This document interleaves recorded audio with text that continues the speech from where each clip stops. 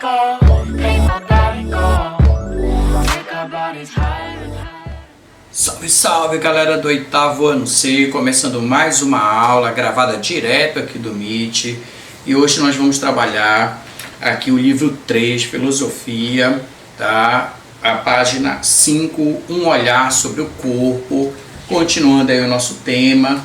O nosso tema ele vai falar exatamente sobre isso, tá? Que é decidir sobre os atos, sobre o corpo. Então a gente vai dar continuidade aqui, gravado direto do Meet. Você que não pôde nos acompanhar aqui no Meet, está acompanhando agora aqui no canal. Então fique conosco aí e vamos para a nossa aula, tá bom? Gente, muito bom dia para todos vocês. Começando aqui mais uma aula direto aqui do Meet sobre decidir sobre os atos, decidir sobre o corpo. E a página 5 ele já começa a falar um pouco sobre isso. Um olhar sobre o corpo.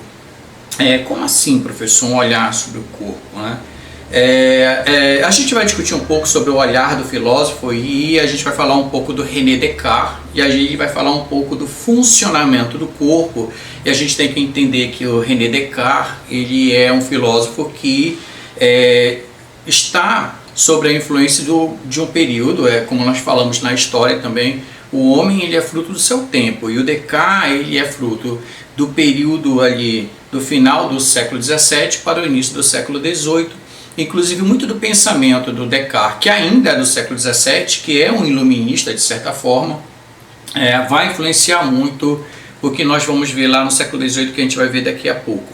E por que eu estou falando de René Descartes? Porque já até antecipando um pouco, ele fala do funcionamento do corpo como uma máquina.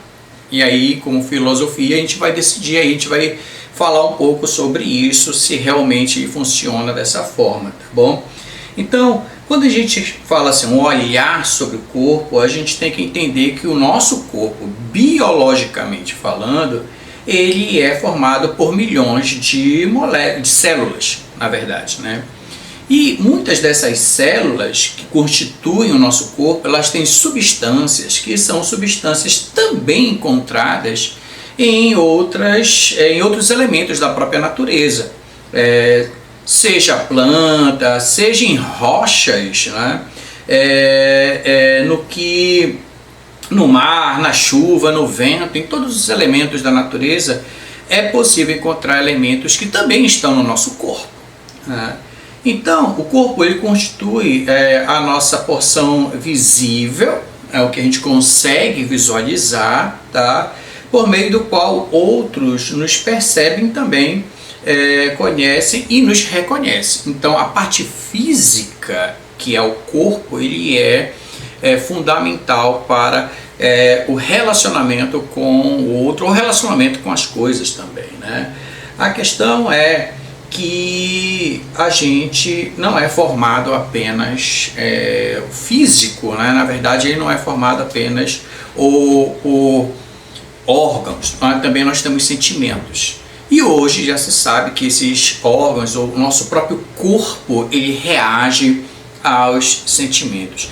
Então a nossa natureza, o nosso ser, quando se fala de filosofia, é um ser que também ele funciona através das relações.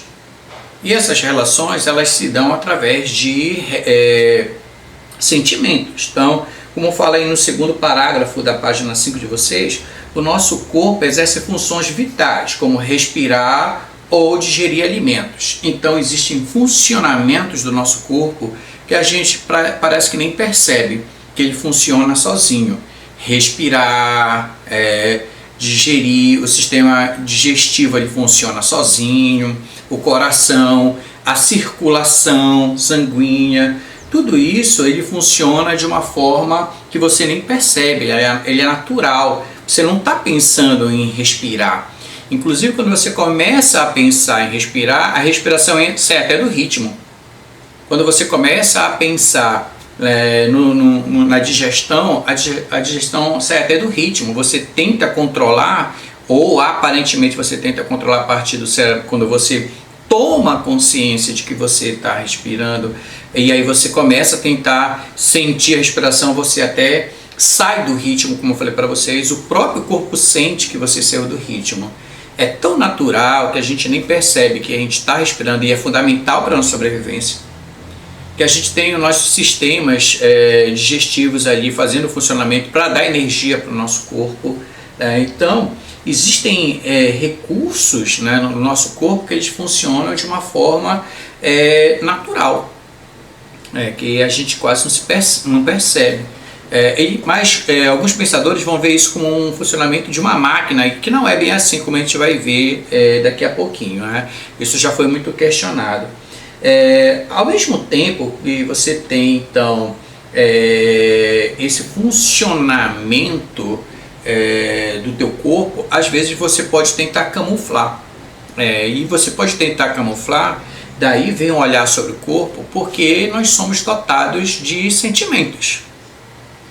Às vezes você percebe que, ou não, né? Depende muito, tem gente que é expert nisso, que por que a gente tem, por exemplo, pessoas com depressão muito grande, e às vezes você nem sabe que a pessoa tinha depressão, por exemplo, porque é uma pessoa que às vezes consegue esconder muito bem os seus sentimentos, né? Ele finge que está feliz, mas na verdade está triste. Ele quer chorar, mas na verdade ele consegue segurar o choro. Ele mostra para as pessoas uma forma de que ele está bem, de que ele está vivendo, mas que por dentro na verdade ele não está. Ele consegue camuflar os seus sentimentos. Isso é um certo controle que determinadas pessoas têm sobre o seu corpo. Porém, quando chega em determinado ponto, tem pessoas que não conseguem mais segurar. O próprio corpo, ele deixa bem claro que a pessoa não está bem. Então o corpo reage, mesmo a pessoa tentando camuflar, tentando esconder sentimentos, o próprio corpo começa a reagir e começa a mostrar. E tem pessoas que não conseguem de jeito nenhum enganar o próprio corpo. O corpo mesmo fala as coisas que a pessoa queria falar e que na verdade acaba não falando. Tem pessoas que não conseguem mentir porque o corpo reage com gestos, formas que você toda vez, e quem vive com você consegue perceber rapidamente, né? Então a pessoa diz: não, você está mentindo. Como eu estou mentindo? Eu não estou falando a verdade, não. Você está mentindo porque está fazendo tal coisa, porque está piscando, porque começa a olhar para cima, começa a gesticular de um jeito com a mão. Ou seja, o teu corpo reage a um sentimento teu, mesmo que você querendo enganar outra pessoa, às vezes você não consegue. Quem te conhece a reação do teu corpo. Então o corpo ele indica muito também do funcionamento das coisas, tá? Diante de tudo isso, obviamente, claro que os filósofos eles vão dar um olhar sobre o funcionamento do corpo, eles vão olhar também para o corpo. E o livro de vocês, lá na página 6, vai destacar um filósofo, que é um filósofo que nós falamos que ele é um filósofo do período da razão, que é o iluminismo, tá? Que vai inaugurar uma coisa chamada cartesianismo, que é tentar olhar as coisas por uma lógica através da razão. E quem vai ser o principal expoente, o principal representante desse racionalismo, que é a ideia cartesiana, vai ser René Descartes. Tá? René Descartes ele vai ser um filósofo lá do século XVII, que é um período do iluminismo, e que ele procurou compreender a natureza humana de várias formas, como vários filósofos, obviamente. E nessa busca reflexiva do René Descartes, ele acabou concluindo que somos formados por duas substâncias distintas. Nós, seres humanos, o nosso corpo, portanto, nós, seres, na verdade, temos duas substâncias distintas, diferentes, mas que eles acabam se relacionando uma com a outra, ou seja, que uma não consegue viver sem a outra.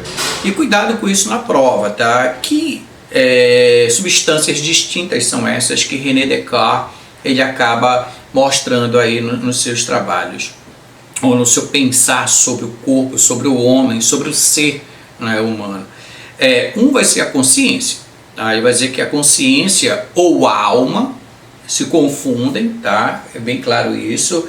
A alma aqui não é num sentido necessariamente religioso, como normalmente a gente pensa, tá? Os filósofos, eles vão falar de alma desde lá da antiguidade clássica, desde Platão. Platão, ele vai falar também de alma, que se confunde com o espírito, né? Que é um ser iluminado, não necessariamente é ligado à questão da religião, tá? E os outros filósofos também vão seguir muito essa linha parecida, e René Descartes não vai ser diferente. Ele vai falar de uma consciência. Essa consciência que você tem é uma consciência transcendental, uma consciência que não está necessariamente neste plano, ou que ela consegue se mover entre planos, e que ele vai chamar de alma, e que para ele, já que ele vai ter um pensamento racionalista, ele está ligado ao teu pensamento e ao teu sentimento. Tá? A outra substância para além da consciência vai ser a matéria. Isso aqui, ó, o que a gente sente, o que a gente vê, né? Que ele vai chamar de corpo, que é o que nós estamos estudando aqui, né? Então, para René Descartes, você vai ter também o corpo. O corpo, ele é responsável pelas sensações. E também são os filósofos que vão apresentar essas sensações, que eles vão começar a falar dessas sensações, e os 5 sentidos clássicos do nosso corpo, quem cria, quem fala, quem escreve primeiro sobre isso vai ser um filósofo muito conhecido chamado Aristóteles. Aristóteles é que vai escrever, que vai falar que o ser humano, o nosso corpo, é dotado de 5 sentidos básicos. Que na antiguidade eram os 5 sentidos. Hoje a ciência, ela já entende que nós temos muito mais do que 5 sentidos. O teu corpo tem outras sensações para além dessas 5, mas quando a gente fala de sensações, a gente trabalha com esses 5 sentidos, que é o olfato, que é o paladar, que é a audição, que é a visão e que é o tato, que a gente sente, tá? Então essas sensações, ela vem exatamente desses 5 sentidos clássicos, que foi escrito por Aristóteles. É ele que escreve primeiro sobre isso, a importância do teu corpo para os filósofos que vem trabalhando isso desde muito tempo. Então, a fim de tentar explicar a sua visão de corpo, Descartes, ele acabou comparando o corpo humano com um funcionamento de uma máquina, né? Então, lá embaixo, aí no livro de vocês, aqui, ó, você tem uma charge, um desenho que o Descartes está falando lá que o corpo é um autômato, ou seja, ele funciona como uma máquina, né? E ele funciona por si mesmo, inclusive chegando a comparar um relógio. O relógio, ele funciona sozinho. A máquina, o corpo, para Descartes, ele funcionaria da mesma forma. Como comecei a aula falando, o Descartes, ele também consegue observar, já outros também já vinham falando, que o corpo, ele tem funcionamentos que independem de você, né? O coração, ele funciona sozinho, o estômago, que é o sistema digestivo, funciona sozinho, a respiração funciona sozinho, o que dá a entender que a máquina, ela funciona por si mesma, ela independe inclusive do próprio sentimento, o que não é verdade.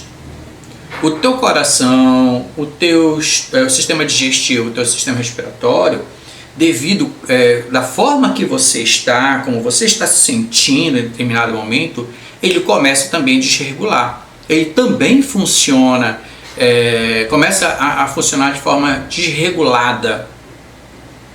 E isso Descartes não havia pensado na época, lá no século XVII, e hoje ele é criticado, esse tipo de pensamento dele é criticado, e a gente observa que não é bem assim como funciona o corpo, como ele acreditava que funcionava, porque a gente sabe hoje que dependendo de como você está vivendo, dependendo do teu sentimento, o teu corpo também ele não funciona de forma adequada, ou não funciona como ele deveria funcionar.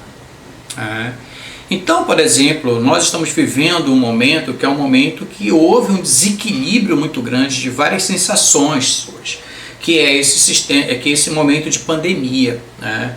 Muitas pessoas passaram ou ainda estão passando por momentos que você acabou desequilibrando os teus sentimentos e, consequentemente, houve um desequilíbrio funcional do teu corpo também. Tem pessoas que ficaram com ansiedade, tem pessoas que estão com pânico, tem pessoas que estão vivendo várias situações que fez com que o corpo também não conseguisse funcionar adequadamente. O próprio ataque de pânico que você começa a ter, ele é uma forma que o corpo está funcionando, está te avisando que o corpo está funcionando de uma forma errada. Aí a gente começa a ter várias sensações esquisitas. A tua respiração fica ofegante, tu tem a sensação que tu está tendo um ataque cardíaco, o teu coração ele sai do ritmo, então tu está tendo um ataque de ansiedade, um ataque de medo, o teu corpo começa a não funcionar direito, tão qual o René Descartes acreditava que funcionava. E por que, professor, René Descartes ele vai fazer esse tipo de pensamento? A gente não vai criticar aqui o Descartes, que ele é, inclusive, um filósofo extremamente importante. Agora, como tudo na vida é passível de crítica, a gente pode criticar muitos pontos dos próprios filósofos, e René Descartes não está acima de tudo.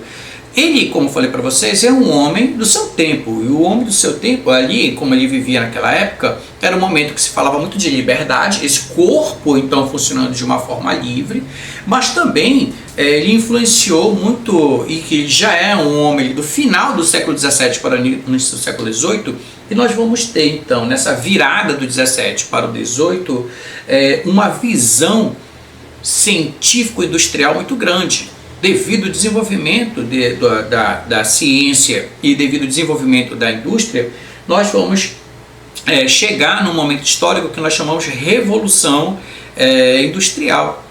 E como a gente sabe, a Revolução Industrial é a revolução das máquinas, né? As máquinas funcionando, as máquinas tomando lugar dos seres humanos, trabalhando de uma forma sem cansar e de uma forma muito errônea, se fez com que pensasse o corpo humano funcionando como essa máquina também.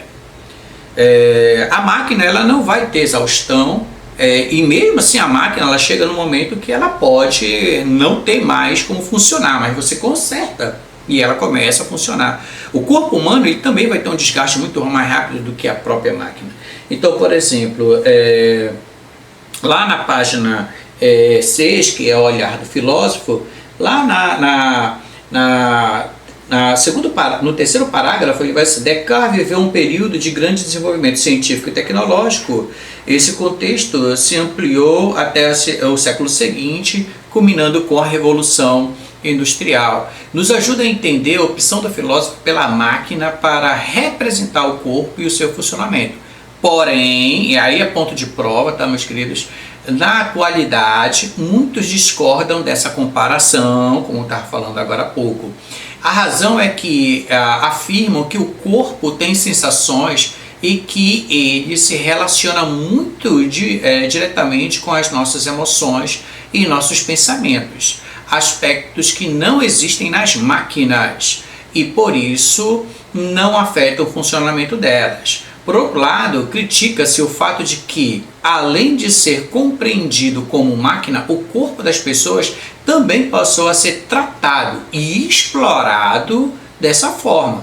Por exemplo, em sociedades voltadas para o lucro a qualquer custo, o corpo se desgasta para a pressão, pela pressão para produzir e consumir sempre mais. Além disso, espera-se que ela seja uma vez mais belo e perfeito, que é o que nós chamamos de cultura de massa. Então, para a realidade hoje, quando a gente olha o corpo ele não consegue seguir o princípio que nós chamamos de princípio burguês, que é essa produção exagerada. Por outro lado, como mostra aqui o livro de vocês, tem um outro ponto que está relacionado ao que nós chamamos de cultura de massa ou indústria cultural, que é tentar mostrar o corpo como algo belo, algo perfeito, e que você deve fazer então sempre regimes, fazer ir para academia, para ser fitness, coisas do gênero, né? Mas que isso também para tentar evitar o envelhecimento do corpo, é uma política muito grande, é um olhar também sobre o corpo que a gente tem que pensar, mas que ele é fruto de uma cultura de massa e que isso também às vezes traz problemas, porque tem pessoas que não conseguem seguir esse ritmo enlouquecido que a mídia acaba colocando. Claro e evidente, vamos deixar bem claro aqui, que nós temos que ser conscientes que o corpo ele reage da forma que você vive. Se você vive estressado, o teu corpo vai sentir. Se você come mal, o teu corpo vai sentir, tá? Você ter uma vida saudável, o teu corpo vai ficar mais saudável. Se você tiver uma vida menos estressada, o teu corpo ele vai sentir também mais alívio.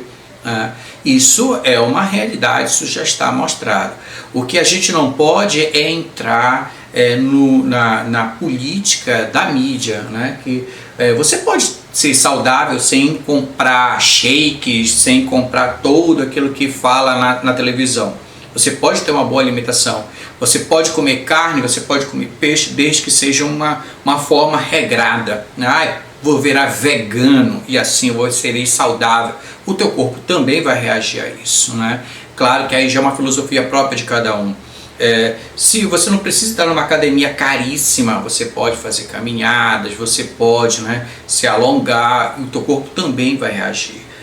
Mas a vida que a gente leva acaba a gente não tendo isso. Eu estou falando isso para vocês, eu sou consciente de que isso é correto, mas não é a vida que eu levo. Eu também sou consciente disso e o meu corpo sente, né? Passo o dia todinho sentado aqui dando aula, não me alongo como deveria me alongar, não me alimento em horários que eu deveria me alimentar. A gente é consciente disso, mas a gente acaba, por causa dessa vida que a gente leva, às vezes não tomando as decisões que a gente sabe que deveria fazer e que acaba então depois o corpo, né, sentindo tudo isso. E aí, para a gente finalizar a nossa aula de hoje, eu quero que vocês me entreguem durante esta semana, eu irei marcar, tá? Tá aqui, ó, eu estou agora marcando, tá? Ficou muito solto no primeiro e no segundo bimestre, agora no terceiro me mandou, eu marco aqui que me mandou, eu vou ter uma lista de quem não me mandou, as atividades, tá? E a nossa primeira grande atividade aí, teve aluno que já me mandou da página 4, ficou muito bacana, teve aluno que já me mandou da página 4, mas já valendo atividades avaliativas, iremos fazer aí a página 4 e 5, tá? Tem gente que já me mandou essa atividade, que é uma reflexão divertida, e vocês também irão fazer da página 7, que é a hora de filosofar. Acontece que a hora de filosofar ele deveria ser feita em sala de aula para a gente debater, e a gente poderia até debater aqui na sala do Meet, mas não iremos fazer isso agora. Então eu aconselho você conversar com as pessoas da sua casa. Reúne com o papai, com a mãe, com o irmão, faz 2, 3 pessoas e vocês pegam esses pontos aqui, olha, hora de filosofar, e discute sobre o corpo. Ele é um assunto muito importante para o que você está vivendo agora. E aí você vai fazer ali a segunda questão, que aí que você vai me mandar, tá? Que é como é que você definiria o que é corpo? Corpo é o que para você? E aí então você vai definir aí, vai escrever e vai me mandar, tá bom? Então a gente vai ficando hoje por aqui, já deu o horário, o professor já deve estar mandando o link para vocês. A gente se encontra na próxima aula, grande beijo para vocês.